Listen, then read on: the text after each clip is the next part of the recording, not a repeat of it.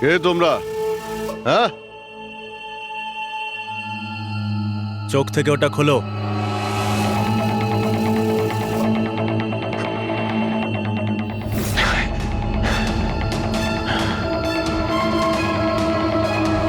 তোমরা জানো কাকে কিডন্যাপ করেছো?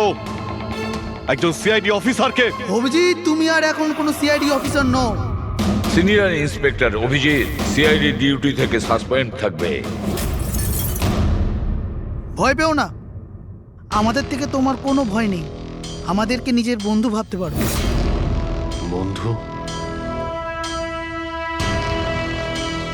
তোমরা কারা বলবে? সব জেনে যাবে অভিজিৎ, আমরা কে আর তোমার থেকে কি চাই। অন্ধকারে লুকিয়ে রয়েছো কেন? সাহস থাকলে সামনে এসো। আমরা অন্ধকারে আছি কারণ এই দেশ আর সমাজ আমাদেরকে আলোতে কাজ করতে দেয় না। তার মানে আমরাও তোমার মতো একজন আইনের রক্ষক, কিন্তু তুমি আইনের ছাতার তলায় কাজ করো আর আমরা ওর বাইরে। আমরা অপরাধীদের সরাসরি সুবিচার দিয়ে থাকি, না কোর্ট, না কাছারি, না এনকোয়ারি কমিশন, সোজা মৃত্যুদণ্ড। এক মিনিট, তোমরা কি বলছো? আমি কিছুই বুঝতে পারছি না। চিনতে পারছো একে? এ তো মালবিকা, নামেই সোশ্যালাইট, কিন্তু অনেক আতঙ্কবাদী সংগঠনের সঙ্গে যুক্ত। Good, next. একে আবার চিনব না? সবাই জানে ও রিয়েল এস্টেটের ব্যবসায়ী, কিন্তু তার আড়ালে ড্রাগসের ব্যবসা। উইলিয়াম? এ তো উইলিয়াম। 7টা মার্ডারের কেস আছে এর উপরে। That's right. কিন্তু এদের ছবি তোমরা আমায় কেন দেখাচ্ছ? আইনের ইতিহাসে আজ এক ঐতিহাসিক জয়।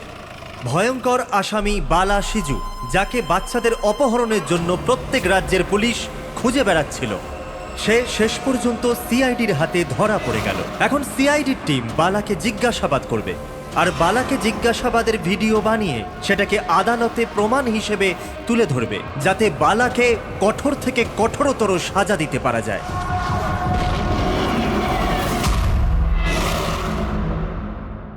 এক কাপ চা পাওয়া যাবে? ওই বাচ্চাগুলো কোথায় যাদের তুই বিক্রি করেছিস? আমি কোনো বাচ্চাকে বিক্রি করিনি। বাচ্চাটা দেশে আছে না বিদেশে আছে? আমার চাটা কোথায় গেল এসিপি স্যার? দেশে নাকি বিদেশে? চুপ!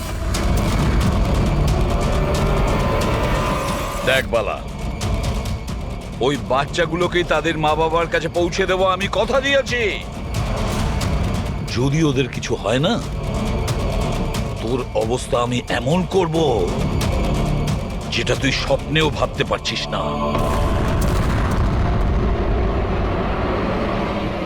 এসিপি স্যার আমাকে হুমকি দিচ্ছেন?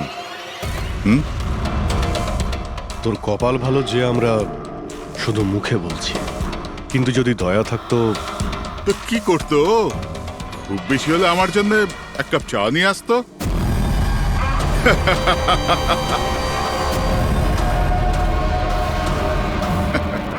পা নিচে নামা। আরে ম্যাডাম, আপনি আমার জন্য চা বানিয়ে আনুন। তাছাড়া মেয়েদের কাজ ঘরেই হয়, এই সিআইডিতে কেন সময় নষ্ট করছেন আপনি? প্রবি, আর যদি আমার ম্যাডামের হাতের চা ভালো লাগে, হ্যাঁ, তো আমি ওর সাথে বিয়ে করবার ব্যাপারেও ভাবতে পারি। উকিল বাবু, এ কিন্তু বড্ড বাড়াবাড়ি করছে।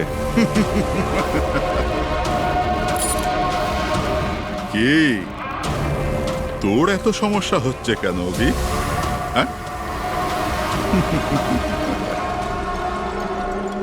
তোর এই ম্যাডামের সাথে কোনো চক্কর চলছে নাকি রে? এটা কি করলেন আপনি? আমার ক্লায়েন্টের উপর হাত তুললেন আপনি।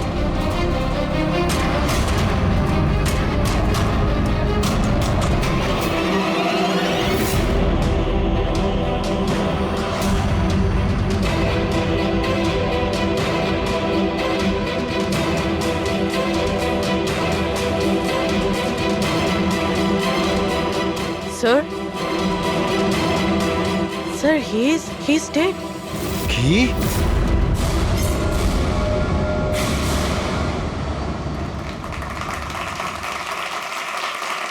Good evening ladies and gentleman and welcome to প্রশ্ন উত্তর। আমি আপনাদের হোস্ট অভয় কুমার আপনাদের স্বাগত জানাই। আজকের বিষয় একটা বিতর্ক যে আমাদের দেশের আইনের রক্ষাকর্তারা আইনের থেকেও কি বড়। আপনারা সবাই এটা নিশ্চয়ই শুনেছেন যে সিআইডির সিনিয়র অফিসার অভিজিতের উপরে বালা নামক এক ক্রিমিনালকে হত্যার অভিযোগ আরোপ করা হয়েছে। এই জন্য আমাদের মাঝে আজকে উপস্থিত আছেন নিজেই senior inspector Abhijeet from the CID bureau, যার সাথেই এসিপি প্রদ্যুমান স্যারও, ওয়েলকাম স্যার, আর senior inspector Daya CID bureau থেকে।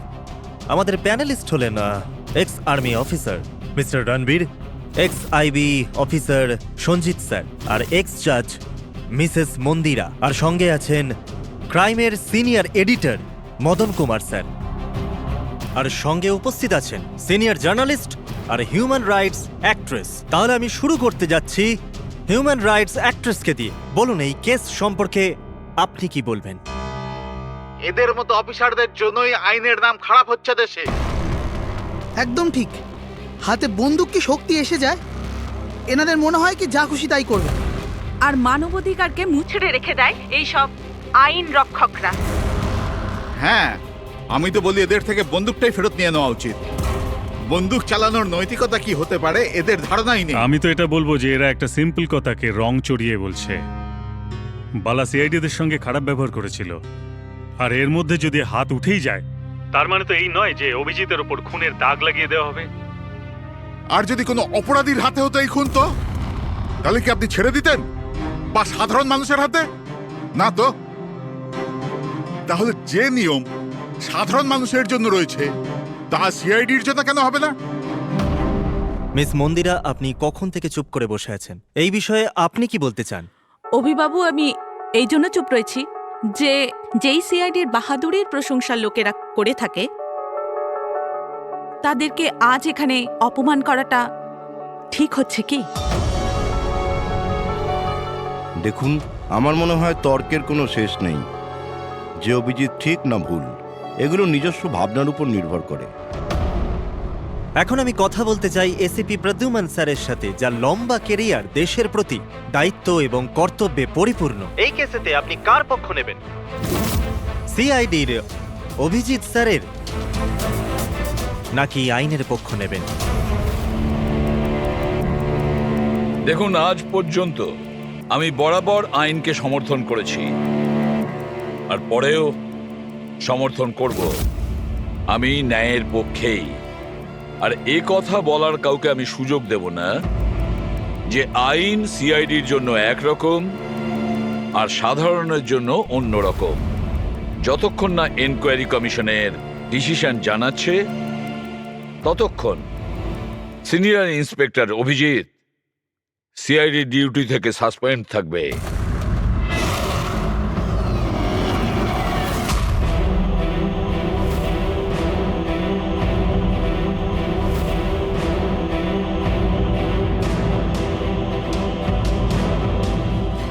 এক মিনিট স্যার।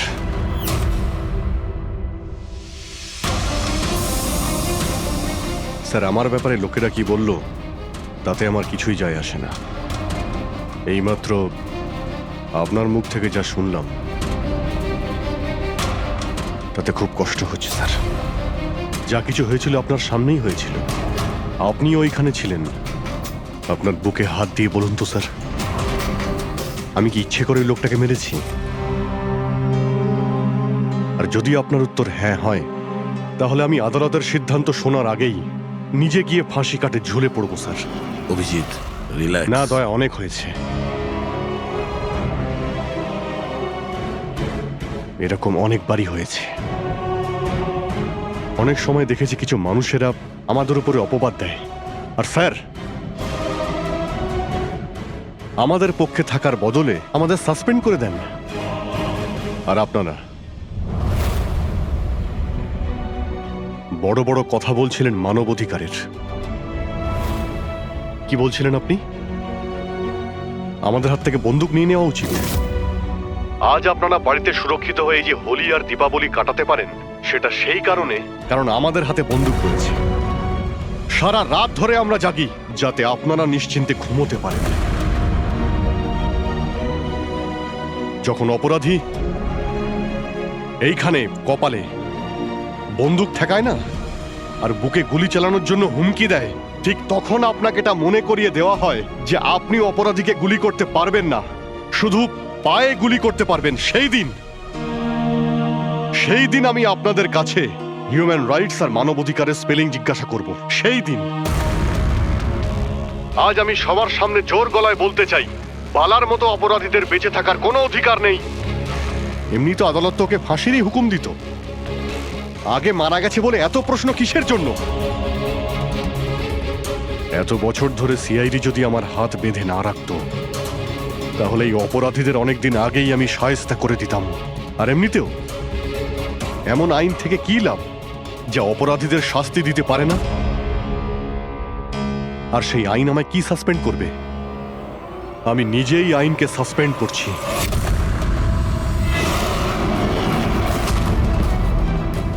মনে সাহস আর পকেটে রেজিগনেশন নিয়ে আমি সবসময় করি।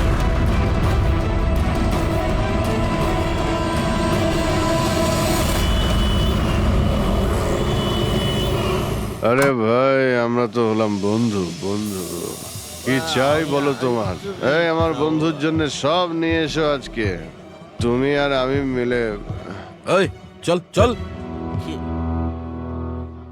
অভিজিৎ, কি হয়েছে কি তোমার? কোন জায়গায় বসে আছো তুমি? আর কি ধরনের লোক আছে সাথে? চলো ওঠো ওঠো, চলো বাড়ি চলো। কোথায় যাব? সিআইডি ব্যুরোই তো আমার বাড়ি ছিল, আর ওখানে যাওয়ার আমার পারমিশন নেই। স্যার, স্যার সব ঠিক হয়ে যাবে। আপনি আপনি এখান থেকে চলুন। সব ঠিক হয়ে যাবে? এর থেকে আর কি ঠিক হবে? আর এখন আমি সিআইডি অফিসার নই। কোনো হিউম্যান রাইটস, কোনো এনকোয়ারি কমিশন আমার কিছুই করতে পারবে না। সমস্ত অপরাধীদের খুঁজে খুঁজে মারবো আমি, আর তোমরাও আমার কিছুই করতে পারবে না। আর না তোমার ওই এসএপি প্রদ্যুমান। যাও তোমরা ওর কাছেই যাও, তোমাদের মুখ আমি দেখতে চাই না। যাও। অভিজিৎ, তুমি সজ্ঞানে আছো? তুমি জানো তুমি কি বলছো? আর ছাড়ো না ভাই, যদি তুমি সত্যিকারের বন্ধুই হতে না, তাহলে ওই দিনই প্রমাণ করে দিতে আজ এই সমস্ত ন্যাকামি করার কোনো প্রয়োজন নেই। কি বললে তুমি? নাটক? তোমার এটা নাটক মনে হলো? আবার কি? ঠিক বলেছ, একদম ঠিক বলেছ। স্যার, যাও যাও, তুমিও যাও।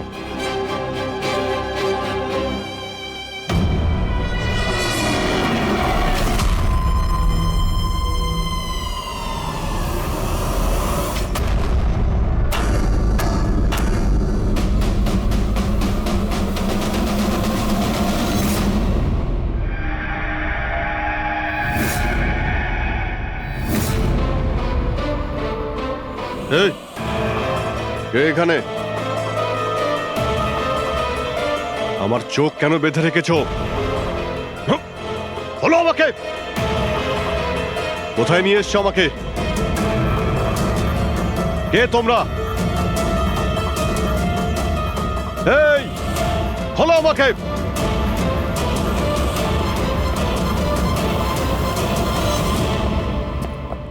কে তোমরা? হ্যাঁ, চোখ থেকে ওটা খোলো।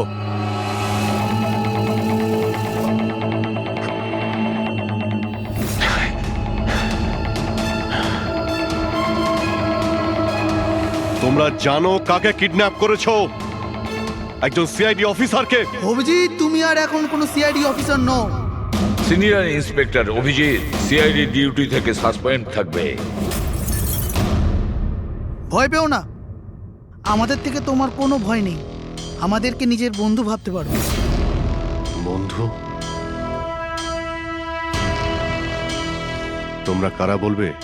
সব জেনে যাবে অভিজিৎ। আমরা কে আর তোমার থেকে কি চাই। অন্ধকারে লুকিয়ে রয়েছো কেন? সাহস থাকলে সামনে এসো। আমরা অন্ধকারে আছি কারণ এই দেশ আর সমাজ আমাদেরকে আলোতে কাজ করতে দেয় না। তার মানে আমরাও তোমার মতো একজন আইনের রক্ষক, কিন্তু তুমি আইনের ছাতার তলায় কাজ করো আর আমরা ওর বাইরে। আমরা অপরাধীদের সরাসরি সুবিচার দিয়ে থাকি, না কোর্ট, না কাছারি, না এনকোয়ারি কমিশন, সোজা মৃত্যুদণ্ড। এক মিনিট, তোমরা কি বলছো? আমি কিছুই বুঝতে পারছি না। চিনতে পারছো একে? এ তো মালবিকা, নামেই সোশ্যালাইট, কিন্তু অনেক আতঙ্কবাদী সংগঠনের সঙ্গে যুক্ত। Good, next. একে আবার চিনব না? সবাই জানে ও রিয়েল এস্টেটের ব্যবসায়ী, কিন্তু তার আড়ালে ড্রাগসের ব্যবসা। উইলিয়াম? এ তো উইলিয়াম। 7টা মার্ডারের কেস আছে এর উপরে। That's right. কিন্তু এদের ছবি তোমরা আমায় কেন দেখাচ্ছ? আমার কাছে কি চাইছো? বলবো, প্রথমে তুমি এটা বলো যে যদি তুমি এটা জানতে পারো যে এই অপরাধীদের আইন কখনোই সাজা দিতে পারবে না, তখন তুমি কি করবে? যদি এরা কখনো শাস্তি না পায় তো?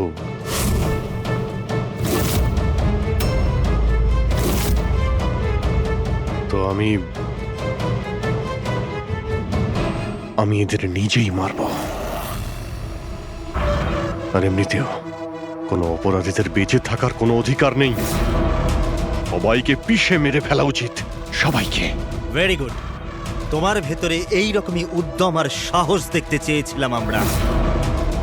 আমি তোমার যন্ত্রণা বুঝতে পারি অভিজিৎ। যদি বালা ভুল করে মরেও যায় তাতে কি আর হবে? ছিল তো ও একটা অপরাধী, না? এবার তুমিই বলো অভিজিৎ, এত বছরের চাকরির এই যে পুরস্কার পেয়েছো তুমি, এটা কি ঠিক? এদের মতো অফিসারদের জন্যই আইনের নাম খারাপ হচ্ছে দেশে। আর মানবাধিকারকে মুছড়ে রেখে দেয় এই সব আইন রক্ষকরা। হাতে বন্দুক কি শক্তি এসে যায়? এনাদের মনে হয় কি যা খুশি তাই করবে? না, এটা একদমই ঠিক নয়।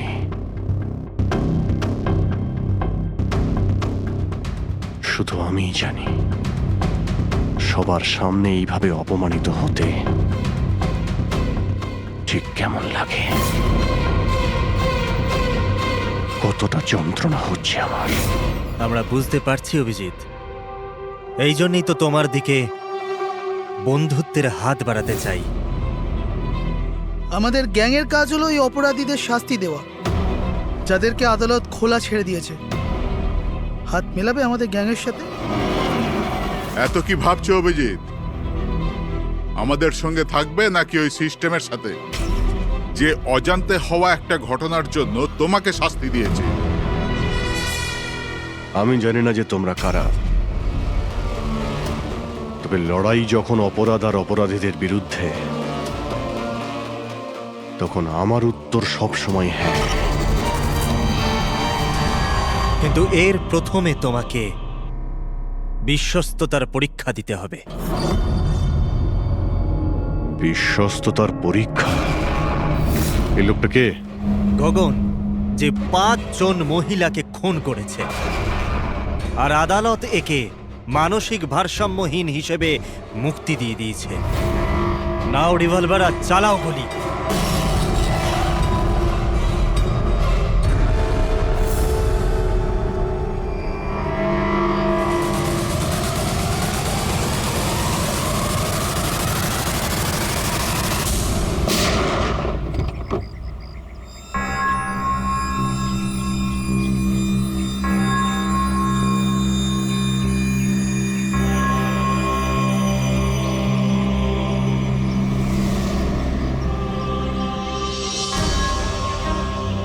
আমাদের ফোনের অপেক্ষা করবেন। আর হ্যাঁ, যা আপনার অসুবিধা হলো না, ওর জন্য সরি। আর একটা কথা মাথায় রাখবেন, ফোন সবসময় নিজের সাথে রাখবেন, যদি বাথরুম যেতে হয় তবেও।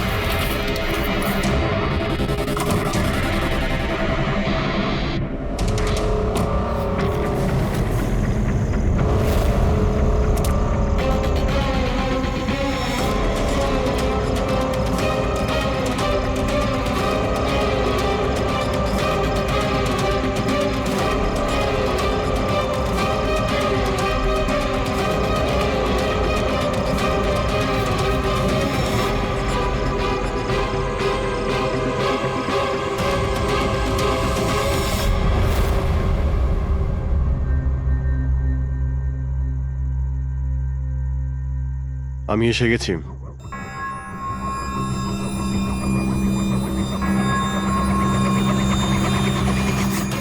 আমাদের সন্দেহই ঠিক। মানে যে গল্পটা আমরা ফেঁদেছিলাম সেটা বিশ্বাস করেছে ওরা। এটা তো হওয়ারই ছিল। যে জালে ওরা ফেসেছে সেটার প্ল্যান আমরা 1 মাস আগেই করেছিলাম। তবে স্যার, এত নামী অপরাধীদের একের পর এক খুন হওয়া, এটা কোনো কোইন্সিডেন্স হতে পারে না। স্যার, এই সমস্ত অপরাধীদের নতুন শত্রু কে এসছে? সেটাই তো আমি ভাবছি দয়া। এই 5 জনের একটা শত্রু থাকবে সেটা সম্ভব নয়। কিন্তু স্যার, আলাদা আলাদা থাকলে তারা একসাথে হামলা করলো কিভাবে? পুরবি লোকগুলো আলাদা হতে পারে, কিন্তু গ্যাং একটাই, মোটিভও একটাই, খারাপ মানুষগুলোকে শেষ করা। কিন্তু আইনকে নিজের হাতে নিয়ে আলাদা আলাদা শহরে আলাদা আলাদা সময় খুন করা, এত লম্বা প্ল্যানিং কেউ একা করতে পারবে না। একদম ঠিক বলছো অভিজিৎ। মনে হয় তুমি কিছু পেয়েছো। হ্যাঁ হ্যাঁ বস।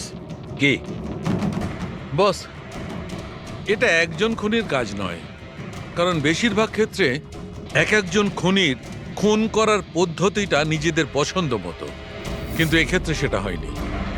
এই দেখো, একে গুলি করা হয়েছে, গুলি অনেক দূর থেকে করা হয়েছে, কিন্তু সেটা সোজা এসে হার্টে বিঁধেছে, 1 ইঞ্চিও এদিক ওদিক নয়। আর একটা, একে মার্শাল আর্টের একটা বিশেষ পদ্ধতি দিয়ে মারা হয়েছে, খুবই বিপজ্জনক, একটা আঘাতেই শেষ। আর এই তৃতীয় মার্ডার, এই তৃতীয় ব্যক্তিকে বিষ দিয়ে হত্যা করা হয়েছে। একটা ছুঁচলো জিনিস দিয়ে বিষটা ইনজেক্ট করা হয়েছে সোজা আর্টারিতে। বিষটা খুব তাড়াতাড়ি রক্তে মিশেছে আর স্পট ডেড। তাহলে তৃতীয় মার্ডারটাও কোনো এক্সপার্টই করেছে স্যার? হ্যাঁ অভিজিৎ, প্রথম শার্প শুটার, দ্বিতীয় মার্শাল এক্সপার্ট, আর তৃতীয় জন খুব ভালো করে ইনজেকশন দিতে জানে। তারা যারাই হোক, মানুষকে বিশেষভাবে মারার প্রশিক্ষণ প্রাপ্ত এরা, যেমন কোনো স্পেশাল এজেন্ট। আর হতে পারে এই গ্যাংয়ে এই ধরনের চিন্তা ভাবনা করার মতো আরো লোক আছে, যারা এই সমাজ থেকে অপরাধীদের সরিয়ে দিতে চায়। স্যার, যদি ওরা এত এক্সপার্ট হয়ে থাকে, তাহলে না ওরা কোনো প্রমাণ রাখবে, না কোনো সূত্র। ওদেরকে ধরবো কিভাবে? লোহাই লোহাকে কাটতে পারে পুরবি। এদের গ্যাংকে ধরার একটাই রাস্তা আছে, বালার মৃত্যুর নাটক। সবকিছু প্ল্যান অনুযায়ী হচ্ছিল স্যার। তারপরে ওরা আমাকে ট্রিগার প্রেস করে একটা লোককে মেরে ফেলতে বলে। আর তুমি ট্রিগারে চাপ দিয়েছিলে? Yes sir. ট্রিগারে চাপ দিয়েছিলে? Yes sir. এসব কি হচ্ছে? হ্যাঁ, বলেছিলাম না আমরা, তোমার পরীক্ষা নেওয়া হবে এটা দেখার জন্য যে তুমি এই কাজটাকে পরিণতি দিতে পারবে নাকি। আমায় কাকে মারতে হবে? এমন একজন মানুষ যে মানুষ বলার যোগ্যতা হারিয়েছে, দেশের উত্তরের রাজ্যগুলোতে ড্রাগসের ব্যবসা করে, আর জানি না এর জন্য কত যুবক নিজের জীবন বরবাদ করে দিয়েছে। তার নাম? নিজেকেও অনেক বড় বিজনেসম্যান মনে করে, কিন্তু ড্রাগ ডিলিং করাই হলো ওর আসল কাজ। একবার যদি ও শহরে ফিরে আসে, ব্যাস তারপরে ওর কাজ শেষ। নাম? নামে কি এসে যায়? গুলি মারবার ঠিক 1 ঘন্টা আগে তোমাকে বলে দেওয়া হবে যে কবে আর কোথায় গুলি চালাতে হবে। ট্রিগার কি করে টিপে দিলে? ওর যদি কিছু হয়ে যেত, মারা যেত তো? না দয়া, কিছুই হতো না। ওই বন্দুকটা হাতে নিয়ে আমি বুঝতে পেরেছিলাম ওই বন্দুকের মধ্যে কোনো গুলি ছিল না।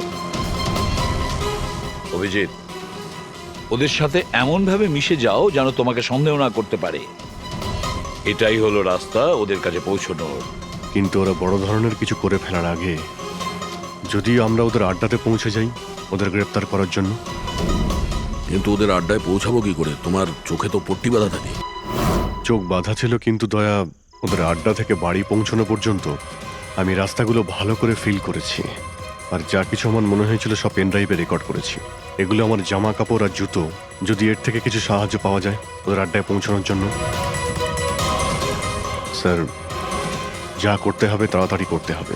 যে কোনো সময় আমার কাছে ফোন আসতে পারে ওই ড্রাগ ডিলারকে মারার জন্য।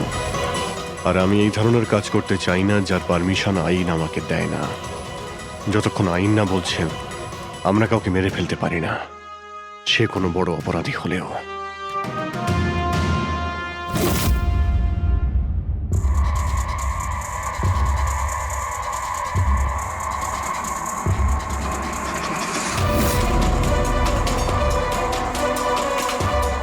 ভালো করে শুনুন, প্রায় 1.5 ঘন্টা লেগেছিল ওদের আড্ডা থেকে আমার বাড়িতে ফিরতে। গাড়ির স্পিড 60-এর উপরে যায়নি। 15 মিনিট গাড়ি ট্রাফিক জ্যামে আটকে ছিল। 10-15, আর ঠিক ওই সময় কাউকে শ্মশানে নিয়ে যাওয়া হচ্ছিল। আর হ্যাঁ, যখন আমি আড্ডা থেকে বেরিয়েছিলাম তখন ওখানে কোনো মন্দিরে আরতি হচ্ছিল যা মাইকে বাজছিল। প্রায় সব মিলিয়ে 6টা সিগন্যালে গাড়ি দাঁড়িয়েছিল, আর প্রায় 5টা ফ্লাইওভার ছিল। প্রত্যেকটা ফ্লাইওভার ক্রস করতে 40 থেকে 50 সেকেন্ড লেগেছিল। রেলওয়ে স্টেশন, একটা ফ্লাইওভারের নিচে রেলওয়ে স্টেশন ছিল যেখানে ট্রেনের অ্যানাউন্সমেন্ট হচ্ছিল। স্যার। হ্যাঁ বলো। এই দেখুন স্যার, এই দেখুন, অনিকেত কুমার স্যার। সিবিআই 2 দিন আগেই ওর সঙ্গে কথাবার্তা বলেছে। স্যার, দেশে অনেক জায়গায় ও ড্রাগসের ব্যবসা করে। এখন কোথায়? ফ্রেডি স্যার দেখছেন স্যার। স্যার, এটা প্যাডি, ধান। ও ধান। ওই যে তুমি অভিজিতের জামা থেকে যে সুতোটা এনেছিলে সেইটা একটা বস্তা সুতো, পাটের বস্তা। তাহলে ধান আর পাটের সুতো, তার মানে হচ্ছে এটা কোনো গোডাউন, কোনো একটা গোডাউনকে আস্তানা বানিয়েছিল ওরা। এমন একটা গোডাউন যেখানে সবজি বিক্রি হয় অথবা কোনো ধানের কল। স্যার, স্যার এই রুটটা নিয়েছে এরা। রুটটা সেই রকমই যেরকম অভিজিৎ স্যার বলেছে। আমার মনে হয় এটাই। গুড জব পুরবি। হ্যাঁ ডক্টর সালুকে। কি অভিজিৎকে আনাজের গুদামে রাখা হয়েছিল? অনিকেত আজকে সকালেই গ্রিস থেকে ফিরেছে, এখন অব্দি অফিসেও যায়নি। আচ্ছা, গ্যাং থেকে ফোন আসবে অভিজিতের কাছে। আসবে ফোন।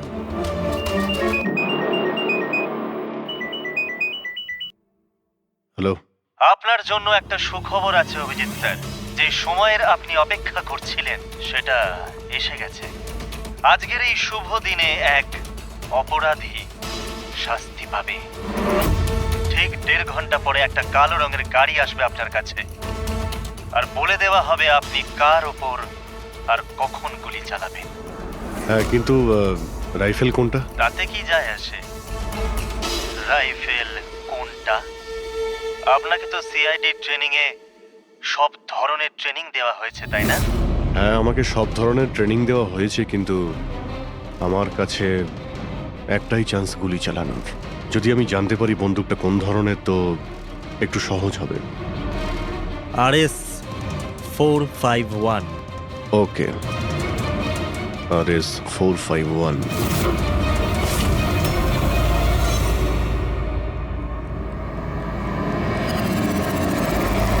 এটা কি বলছেন আপনি?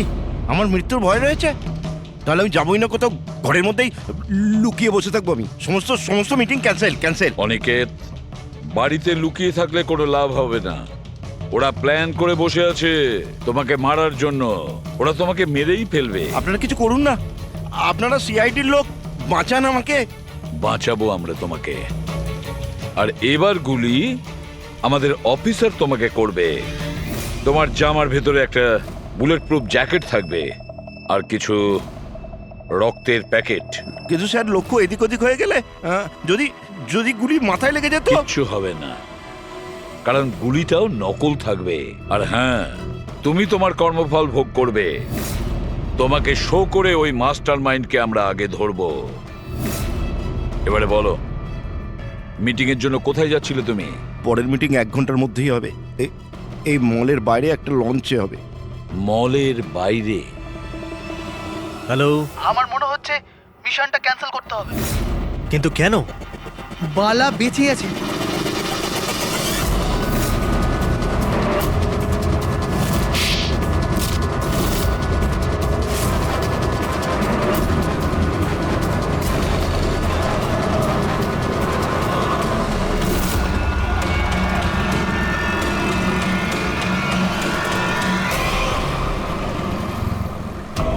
খুব বড় বিশ্বাসঘাতকতা হয়েছে আমাদের সাথে। অভিজিতের হাতে কেউ খুন হয়নি। প্ল্যান ক্যান্সেল করব না আমরা। সিআইডি আর অভিজিৎকে এই বিশ্বাসঘাতকতার চরম মূল্য চোকাতে হবে।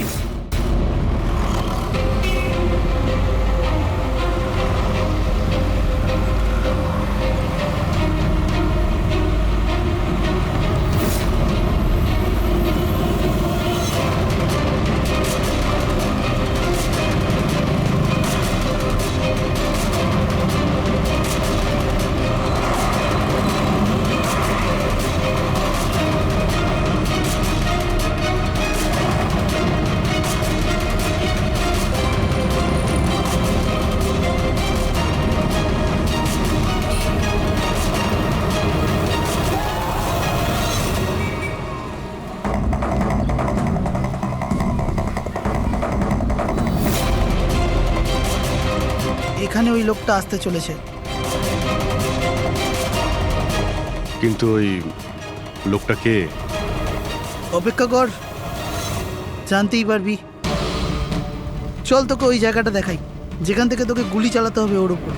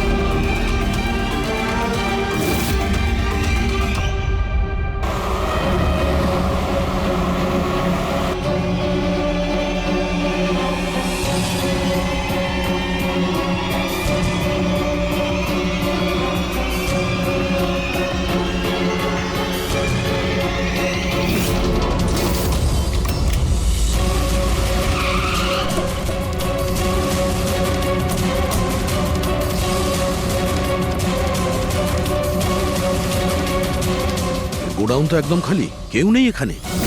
হ্যাঁ স্যার, এটা তো সেই গুদাম নয় যেটা আমরা খুঁজছি। ও দাদা ভাই, কে আপনারা? কি চাই? তুমি এখানে কাজ করো? ইয়েস। এই গোডাউনকে ব্যবহার করছিল কি? না তো, গত 2 বছর ধরে বন্ধ পড়ে আছে। এই গোডাউনটা আমার বস বিক্রি করতে চায়, তা আপনি কি কিনবেন? যদি এটা ওই গোডাউন না হয়, তাহলে কোন গোডাউনটা?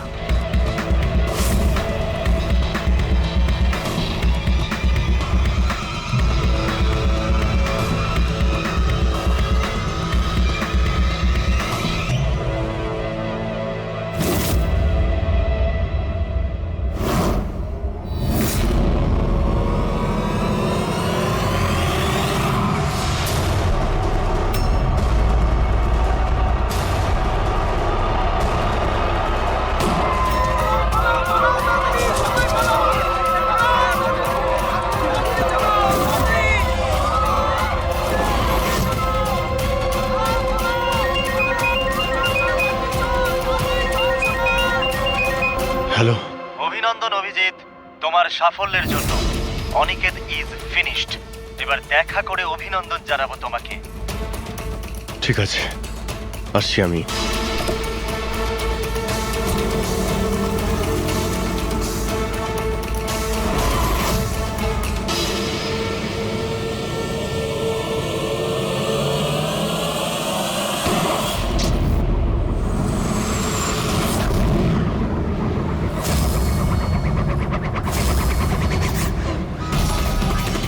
পঙ্কজ, ধরো, ছাড়বে না ওকে। ও নো স্যার। কি হয়েছে? স্যার আমি একটা ভুল করে ফেলেছি, ওই তিলকনগরের গুদামটা মিস করেছি। স্যার এই দেখুন স্যার, ওখানেও একটা মন্দির আছে, শ্মশান আছে, ফ্লাইওভার আছে আর রেলওয়ে ট্র্যাক। আচ্ছা, ওই গোডাউনটা না তো? কত দূর এখান থেকে? স্যার ট্রাফিক জ্যাম নিয়ে 40-45 মিনিট লাগবে। স্যার, অপরাধীরা জানতো আমাদের প্ল্যানটা। অভিজিৎ স্যারের নকল গুলি চালাবার কথা। অভিজিতের সামনে বিপদ, দয়াকে ফোন করতে হবে। দয়া, দেখো অনিকেতকে কেউ গুলি করেছে, আসল গুলি। হ্যাঁ, অভিজিতের সামনে বিপদ। ওদের আড্ডা জানতে পেরেছো? না স্যার, খুঁজছি। তাড়াতাড়ি তাড়াতাড়ি দয়া, আমাদের হাতে টাইম নেই।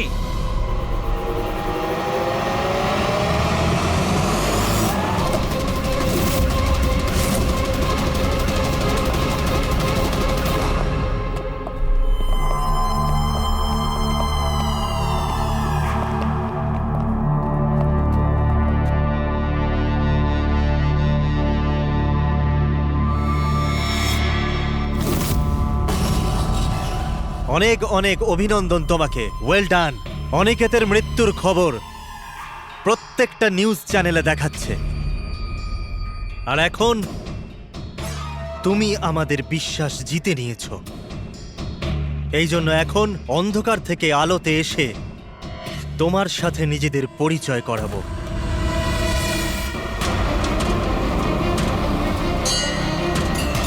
এই মন্দিরটা।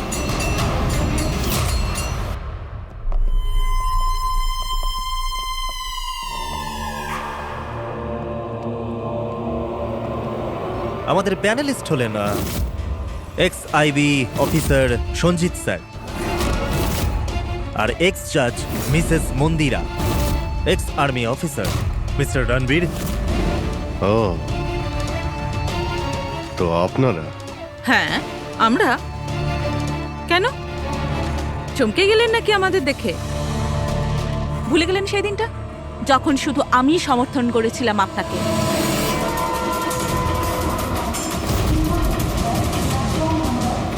এই হচ্ছে রেলওয়ে স্টেশন। অভিজিৎ, আমাদের সবাইকার লক্ষ্য এক, অন্যায় সাফ করা। কিন্তু আপনাদের চতুর্থ সঙ্গী, ওনার কি হয়েছে? উনি কেন সামনে আসছেন না? আমি সামনে আসবও না, কারণ তুমি একজন বিশ্বাসঘাতক।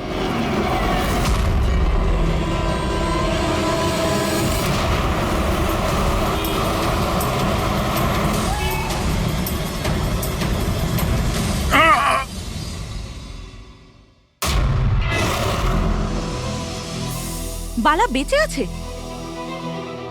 হ্যাঁ, বেঁচে আছে, কারণ এই সব কিছু সিআইডির প্ল্যান মাফিক কাজ ছিল, আমাদের ফাঁসানোর জন্য। আর এই হচ্ছে শ্মশান ঘাট। আর অনিকেত? সেও নিশ্চয়ই জীবিত আছে, নিশ্চয়ই এই অভিজিৎকে নকল গুলি মেরেছে। অভিজিৎ, এই বেইমানির জন্য একটাই সাজা, শুধু মৃত্যু, শুধুই মৃত্যু। তুমি আর বালা দুজনেই মরবে, দুজনেই।